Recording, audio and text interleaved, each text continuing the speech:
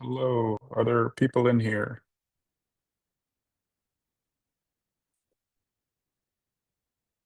Yes, looks like we have people starting to filter in. I'll wait a second.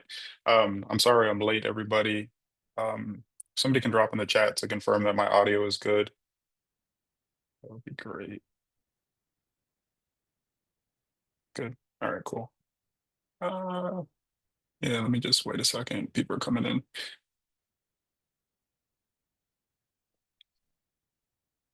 Okay, we can go ahead and get started. Yeah, sorry I'm late to my own webinar. I was actually in the wrong Zoom meeting. It was just a technical issue. I was watching someone else, waiting for them to finish. Thought that's what I was supposed to be doing, but I'm wrong. So today for this, I'm going to be doing something a little bit unusual, which is capitalizing on my failures. A lot of the other speakers I've seen have, oh, thank you. A lot of the other speakers I've seen have been talking about their publishing deals and their first, second, and third one. I've been at this indie writing for 5 years. I've never gotten a deal. I've tried and tried and tried. I've gotten rejected by like every literary agent on the planet. And I think that like ironically puts me in a good position to talk to most writers because a lot of people don't get publishing deals, or at least it's a slog to get there, and they have to figure out what to do. So I've been lucky enough to accrue some accolades in this time. And I think the real benefit is that any strategy I've used, you can use right now without anyone's permission. And I apologize for my cat. She hates when I'm on Zoom calls. She doesn't understand I'm not talking to her. Um, so I'm going to do this kind of in two parts. The first thing is going to be to go over books, and then the second one, articles.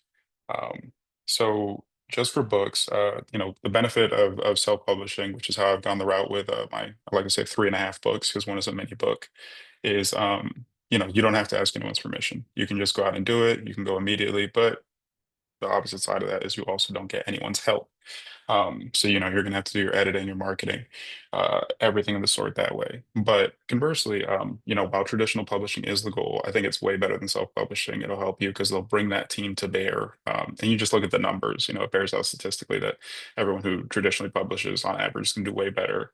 They are still taking a huge amount of your royalties for that process. And, talking to published authors, most people never sell out their book advance. If you don't know how that works, they give you money up front. You're usually looking at like 50K or less for your first book.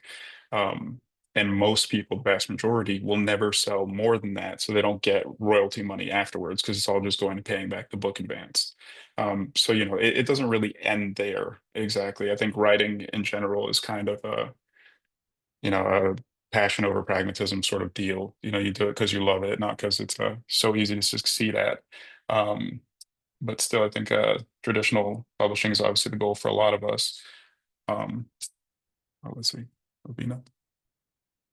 So moving on from there, I wanted to talk a little bit about why I wasn't able to get a deal, or at least haven't been able to so far. I still plan on getting one. So when it comes to nonfiction, I think there's a lot of particulars that go into that. Um, I think the fact that I write in like a philosophical genre isn't the greatest for marketability. I feel like you're not even allowed to call yourself a philosopher in this year, 2025. Um, but when you have nonfiction, a lot of them look for an existing audience. They really want you to have already been proven saleable prior to signing a deal. Whereas I think it looks like they're willing to take a little bit more of a chance on a fiction author.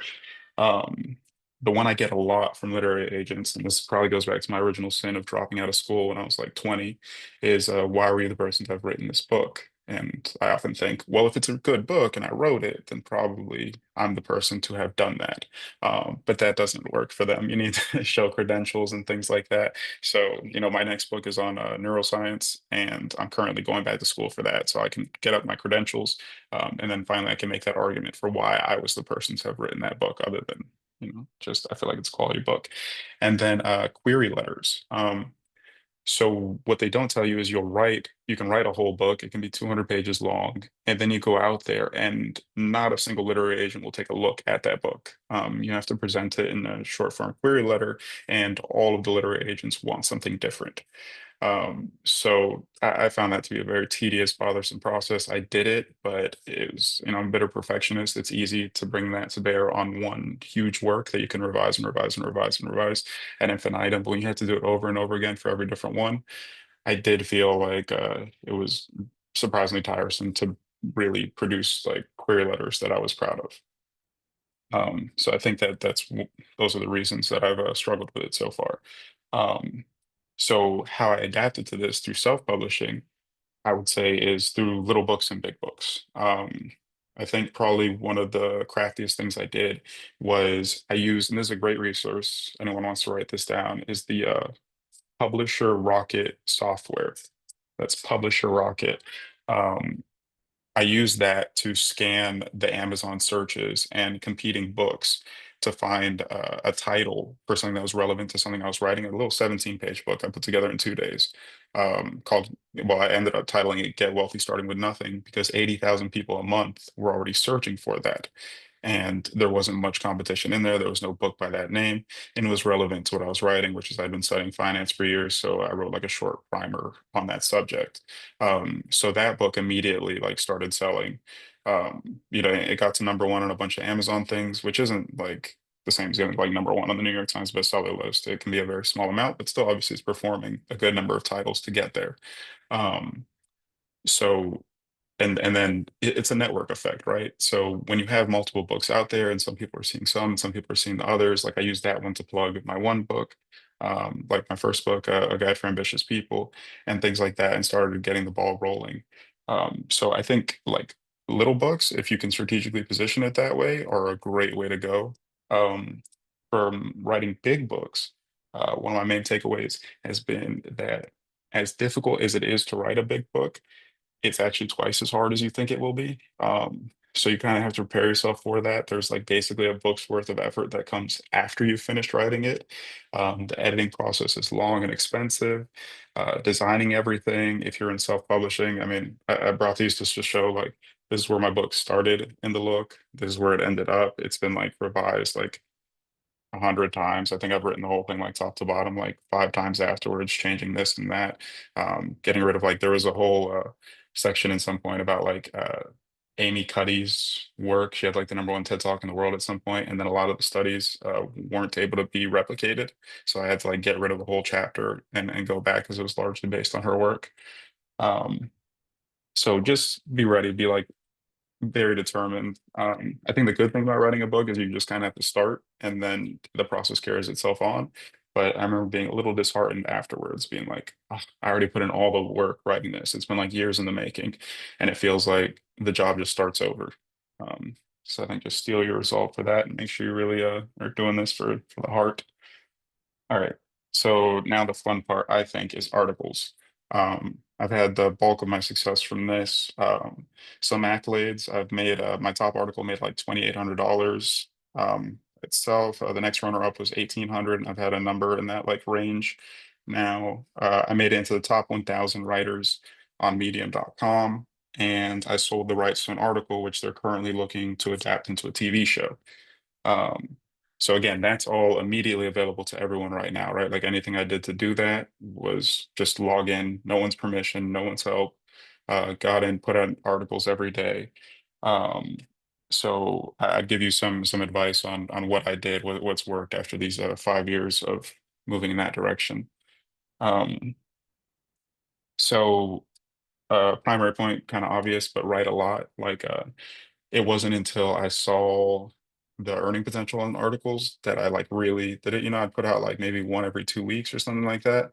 And then I started putting out 10 a month. Um, and depending how fecund sort of your fecund process is there, you can do that, if you have the ideas. Which brings me to my second point, which I've realized is very critical.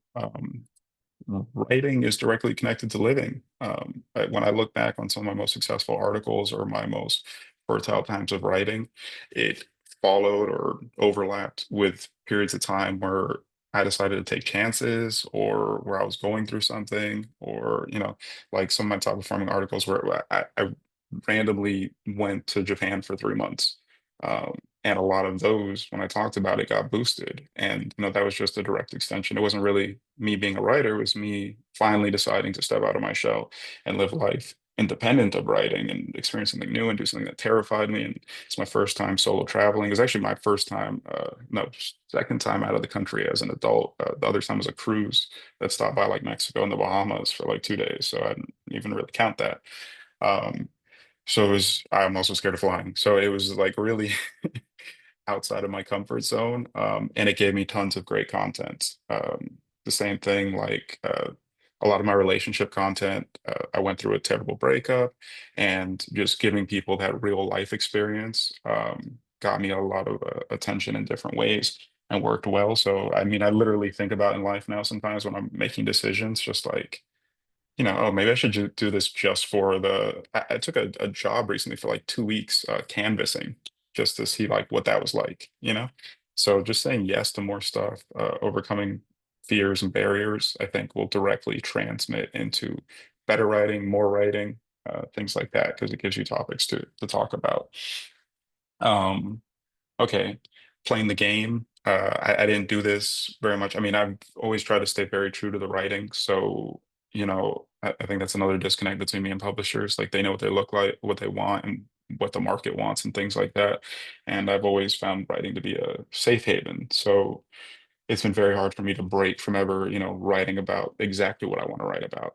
Um, but I have adapted in some ways. Like, for example, with articles, I would usually go like hardcore nonfiction, analytical, philosophical, just really not giving a damn. I felt like the vocab was crazy. Like the concepts were like super intricate and abstract. And I still do that. But I saw that there was like a move towards personal stories, like big time. Like for sure, if you want to get like boosted on Medium, you need to do that. And that helped me realize that like it fits really well. It makes it's like an easy point of entry. And I think it's also very easy for the writer to put out more words that way. Like the basic formula I use now is that I uncover like philosophical or psychological principles, and I usually detail like how I uncovered them, like where I recognized it. So recently I wrote an article that I'm proud of. I actually don't remember the title exactly, but it was something like the difference between sadness and depression. So, excuse me. Mm. So I was trying to detail like how these two sort of psychological states get conflated sometimes, but how they're so different. Some key differences would be like that I feel like sadness is very much a feeling of being alive. Like it's not a good feeling, but it's an intense feeling. And a lot of times it can lead to like creative bursts and stuff like that and reflections and things like that. I very much consider sadness part of life, whereas in depression seemed kind of like an anti-life feeling. Like everything was numb, like there was no energy, there was no feeling, and distinguishing these two things. And I just began with, how I encountered depression myself as a fairly recent experience and like what led to it and what it was like, and let that segue naturally into it. So that makes my job easier because obviously that information is readily available, right? Like how I came to recognize this is just in the memory bank already. And it also serves like this stepwise function of leading the reader to the principle from the personal. So I think, adapting things to it a lot of times, the wisdom of the crowd really works for everyone. It's more saleable, but it also is easier for me. It allowed me to speed up the rate at which I could put things out, um, and work into it. Okay, something I've had trouble with, which I think a lot of writers don't, is exploiting a niche. So for me, my curiosity is so wide ranging that it's like I've read an article analyzing what makes different sports more exciting, or like there was one, the death of intellectual curiosity in patient-facing medicine. Like, what am I doing in medicine? Then a ton on writing, a ton on relationships, some on infrastructure, some on like product design. Um, so what I'd notice is like year after year, because usually like for the really intense interest, I work in like 6 to 12 month bursts. So I'll write like a whole year about writing, or a whole year about relationships. And people would follow me for that, and they'd like that content. And they'd be excited when a new article came out, and I'd have the same people responding to everyone. And then I switch on them. So I remember like years ago, I wrote an article, should a writer be a person or a brand? And that was the question, because like a person has, I mean, we are people, right? Like writers are people, we're not companies, or like not necessarily we can build a company around a writer, but fundamentally we're people. Um, and it's a very human endeavor to write and to express. So, but I think it's, kind of more geared to success because people sign up for your brand. When they put subscribe, they want probably the content that they originally saw or saw the last few times. So periodically, I've changed just naturally, just the way I am, and I've seen that I always lose engagement, and usually develop a new crowd and something else.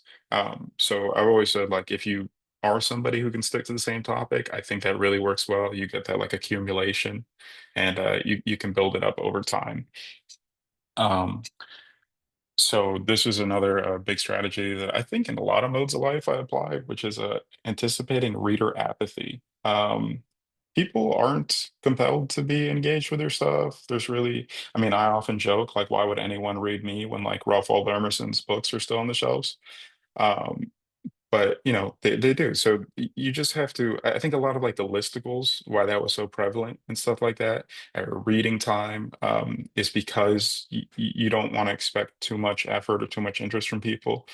Maybe you can get them to open it from like your title being like snappy enough, and then like I always try to sort of offer an overview or something like that at the beginning of an article so that they understand the commitment that they're making. When they go into it. And I think that just helps a lot, like to anticipate apathy, for sure. So you can learn how to bypass it, especially with like complicated subjects, because I think some genres to write in are a little bit easier. But yeah, I like to throw weighty stuff at people. Um, okay, so and spinning right off of that, make your title catchy. I have three approaches that I use for that.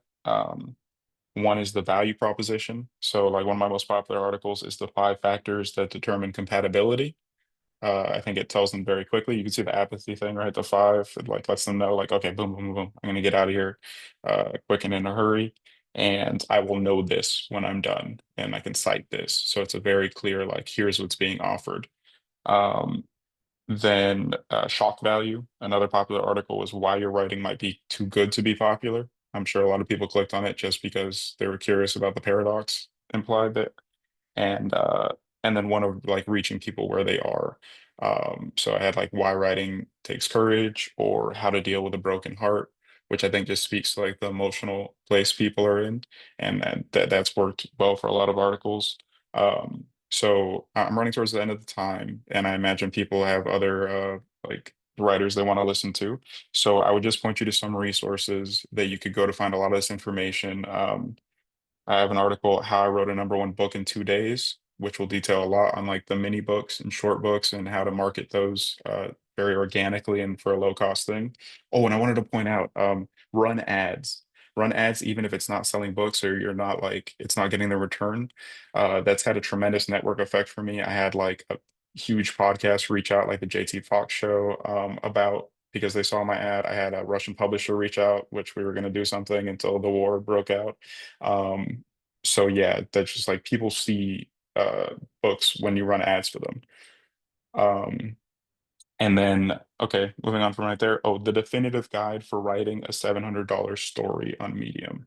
If you just search that in my name, the definitive guide for writing a $700 plus story on Medium. I wrote it at the time when that was my highest selling article, but that'll give you everything you need to know for writing on there. And then I'd say follow Christina God on Medium. She's been a great resource. She's great for like showing you how to get the articles and stuff like that. Um, and one last bit would be, oh, take advantage of the network effect off of it. So post your writing anywhere and everywhere you can. LinkedIn, Vocal, Hub Pages, Teal Feed. I mean, I get nothing back from these places, but you put it out in enough places, and it's like a spider web on the edges. It gets them here and there, and it just brings people in, and it builds up on itself. And it's as easy as copy and pasting. So I would definitely do that. And I think that's basically all I got for y'all. So, I appreciate you being here. I don't know if anyone has any questions they want to drop in the chat, but I won't keep you from going to the next engagement if that's what you're looking for. Yeah, no, of course. Yeah. Christina God, and it's spelled with a K, like Kristina, and then God, like the Almighty. Yeah, no, of course. Happy to offer the advice. Yeah, go ahead. What's your question, John?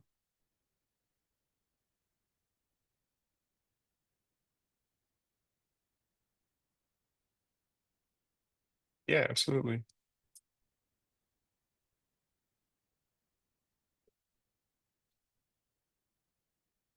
essay writing to book writing. You know, it's funny because I think the inverse happened with me. So I originally just wrote books and I hated the ideas of writing essays.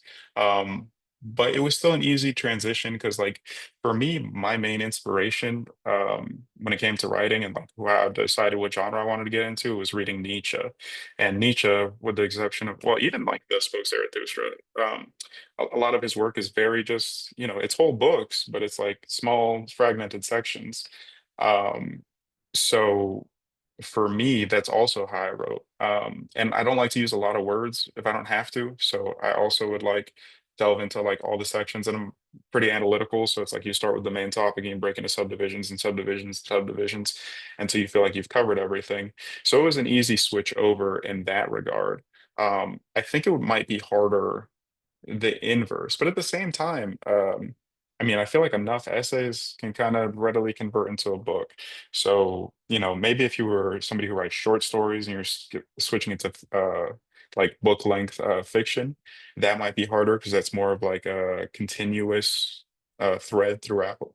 But like nonfiction, like if I think of my first book, you know, all 10 chapters are on a different subject under like the primary umbrella of personal efficacy. So, you know, it was like each one, I mean, they would make long articles, the chapters, but even then, like a lot of the chapters are two-part chapters. And then there's like fragmented sections within them. And I wrote that before I ever wrote an article. So, you know, the transition there, I wouldn't get too caught up in it. I think it's pretty easy to go back and forth. Oh, thank you, Nancy. It was great having you here, and Deborah.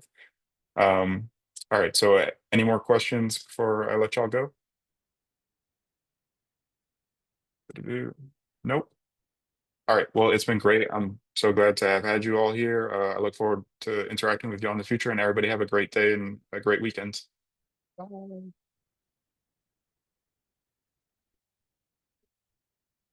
Oh, thank you, John. I'm glad. It's my first time doing this.